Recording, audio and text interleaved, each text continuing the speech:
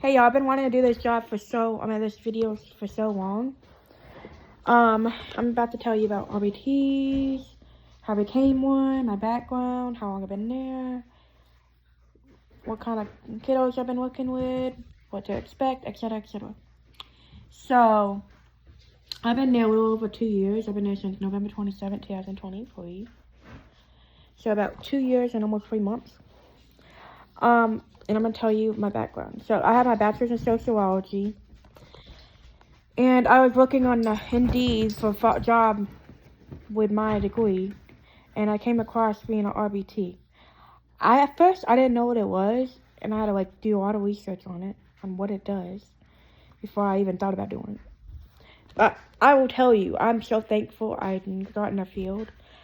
And I don't want to do nothing else. In fact, I want to be an RBT soon. First, RBT is somebody, it's like in a way, it's a teacher for autistic kids. Because they teach them, they do targets with them that they need to do, like communication. They teach them toilet training. They teach them, how to manage behaviors better, how to use their words and communicate, like I said. They teach them just different things, whatever your BCBA tells RBT to do. So a BCBA is somebody that's in charge of an RBT. BCBA is somebody that talks to families and find out what the families want the RBT to work on with the kids. And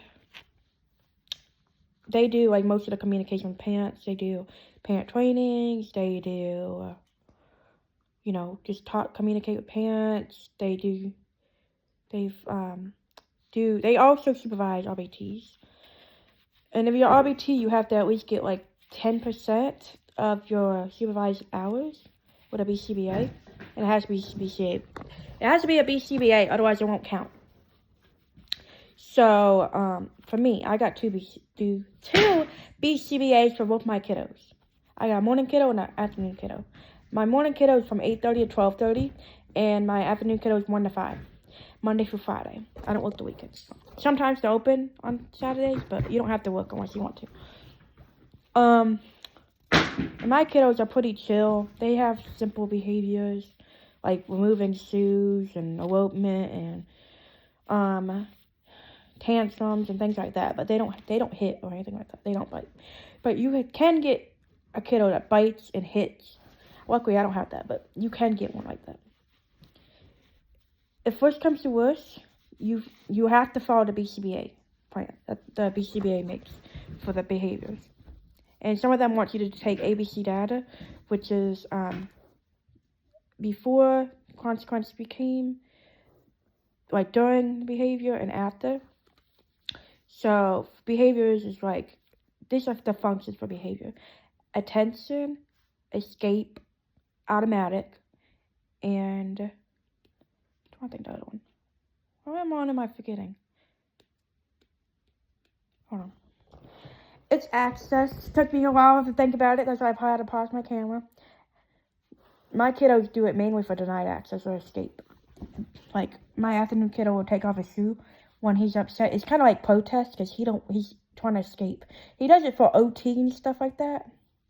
Whenever he sees OT therapist, he just takes his shoe off, which is honestly kind of funny. And except when he does it multiple times. He does it last Friday. He did it 8 times. He took his shoe off. Just because he saw the OT therapist.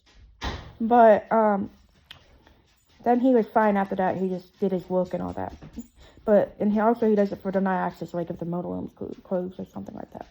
He can't have access to something he wants. Which is just a little funny, but and he has elopement too.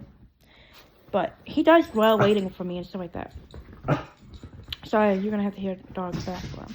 I got 2 annoying dogs that to bark all the time. But anyways, there's that. My morning kiddo, I've been teaching him how to suck from a straw. Not suck from a straw, sorry. How he can suck from a cup. Casper, stop hitting me. And we've been teaching him how to use his words and how to get ready for school, because he's going to school in a couple months, which I'm sad about, but I'm also happy for him. But my kiddos, one of kiddos' mom, well, parents technically, well, they were gonna do 9 to 1, but they wanted me to stay on his case, so they just decided to do 8:30 to 12:30 because that was best for me. And he still gets his hours. So if a kid's family likes you, they're gonna watch you on the case, and they'll do anything they can to be on the case. Which I really strongly believe that they wanted me on their case before too, because I was taken off his case for like a month, and then I was put back on it randomly. Like I was on the afternoon first, and then switched to morning. I strongly believe it's because of his parents wanted me to be on his case. And then my afternoon kiddo family, of course, loves me too. But you have to be strict with the family. Like you have to be professional with them. You can't have an outside relationship or anything like that. It's strictly for the kiddos, and that's it. You can't communicate with them any besides drop off and pick up. Any other time you can't communicate with them, unless you're VCBA. Then you can like have more of like that you can just do parent trainings and text them and see if they're coming in, the kids coming in and stuff like that. But they still have to have professional relationships too. I'm trying to think what else for RBT. You have to do a 40-hour training to become an RBT. And that takes like about 2 weeks. And then you gotta do competency assessment. And then you have to take this like orientation training. Because they want you to get ready for the job before they assign you a kiddo. And then you can start working with the kiddos. But before you can work with them, you have to also have a meeting with the BA. It's called a first session prep. And it's about 15 minutes long, and they'll tell you all about the kiddo, their behaviors, what they're learning, things like that. And then after that, you can work with the kiddo. They'll set you a date to work with them, and you work with them. And then they're gonna probably stick you with pairing, which is playing with them, finding out what they like, just not any strict demands there. Mainly just pairing at first. And then they'll get you to do the targets with them and run the sessions and all that. And you have to do session notes with them. And it don't take too long, but that's how you get paid for the job. You have to take session notes just about client and what they want for the day and things like that. That's how you get paid. Like I said, you have to do them regardless. And they like you to do them for 24 hours. No longer than 1 day. You have to get the session notes in. And I'm trying to think what else. LRBT is somebody that's like a step further than RBT. They're in school, they'll be becoming a BCBA. So they can do more, like they can do BCBA jobs without like getting paid for it. Because they have to have unrestricted hours, which is the task that BCBAs do. Like I said, they don't get paid for it. But they can supervise BCBAs, they can do like add targets to the program, things like that. I'm still wanting how to do that. Oh, I'm not in it yet, but I'm gonna be, and I'm gotta find out more information on it. But I know they do that because one of my book friends do that. And yeah, I'm trying to think what else about RBT. I'm gonna go over the behaviors. So some of them remove the shoes and clothing. Some of them will bite. Some of them will hit. Some of them will elope. Some of them will tantrum. I don't think if there's anything else. Some of them will climb furniture, like chairs and things like that. Some of them will. I think. Oh, some of them will pull hair. I haven't really encountered a kid that does that for me, thankfully. Some of them will try to squeeze you. Things like that. Their levels are called, well, it's not really easy. It's like mild, medium, and hard. The hard ones have the intense behavior. I'm working with probably, I don't know, my afternoon can be medium sometimes, but really, not really. It's like, they're both kind of mild and chill mostly, but they do have behavior.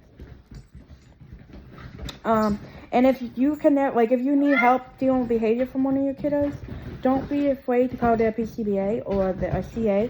They'll be willing to help you. Never be afraid to ask for help, because they will help you. Trust me. When I first started, I needed help, and I don't like to ask for help. But when it comes to these kiddos, you're gonna have to ask for help, especially with their like high tense behaviors.